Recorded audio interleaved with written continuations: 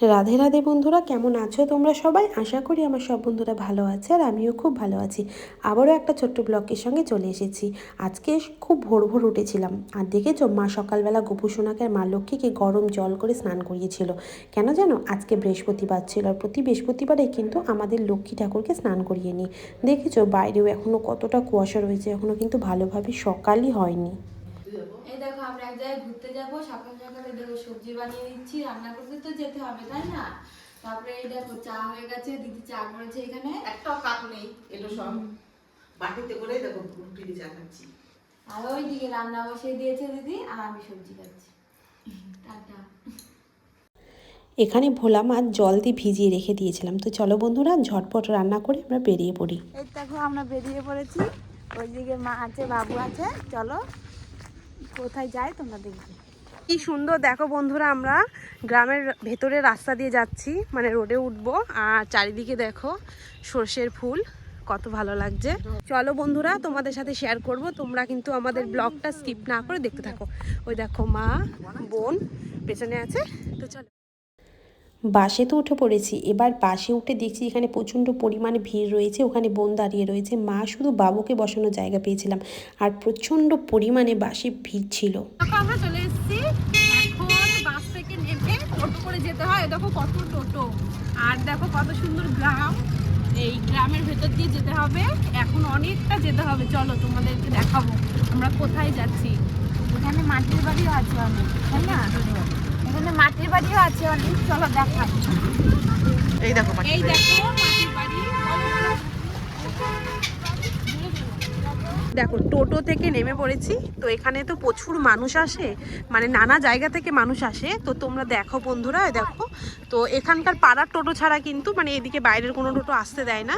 এই দেখো কত মানুষ, দেখেছো কত মানুষ যাচ্ছে, দেখো বন্ধুরা। এই দেখো বন্ধুরা, সামনে কত ভিড় দেখছো। তো এখানে প্রচুর পরিমাণে মানুষের সমাগম আর মেলাও আছে। তো চলো যাওয়া যাক। আমলকি আমাদের খেতে খুব ভালো লাগে, এই জন্য আমলকি দেখেই কিন্তু আমরা এখানে কয়েক প্যাকেট আমলকি নিয়ে নিয়েছি। আর কত সুন্দরভাবে দেখো বন্ধুরা, ঢোকার প্রবেশপথটা কত সুন্দর ফুল দিয়ে সাজিয়েছে। এখানকার কিন্তু পরিবেশটা খুবই সুন্দর, শান্ত পরিবেশ। এখানে পাশে ওই স্কুলটা রয়েছে, এটা একটা অনাথ আশ্রম। এখানে কিন্তু সুন্দর একটা মন্দিরও আছে, আর এই মন্দিরেতে প্রবেশ করতে গেলে কিন্তু এখানে জুতো খুলে থুয়ে যেতে হয়। এখানে কিন্তু সেই ব্যবস্থাও রয়েছে, দেখো বিনামূল্যে কিন্তু এখানে সবাই জুতো খুলে তারপরে কিন্তু মন্দিরে প্রবেশ করবে। এই দেখো পরমানন্দ মন্দির। তো চলো বন্ধুরা, তোমাদের ভেতরটা দেখাই। এখানে কিন্তু ঢুকতেই চারিদিকে কিন্তু ফুলের বাগান রয়েছে। তো এখানেও কিছুটা ফুল ছিল, এখানে কিন্তু নানান ধরনের ফুল রয়েছে।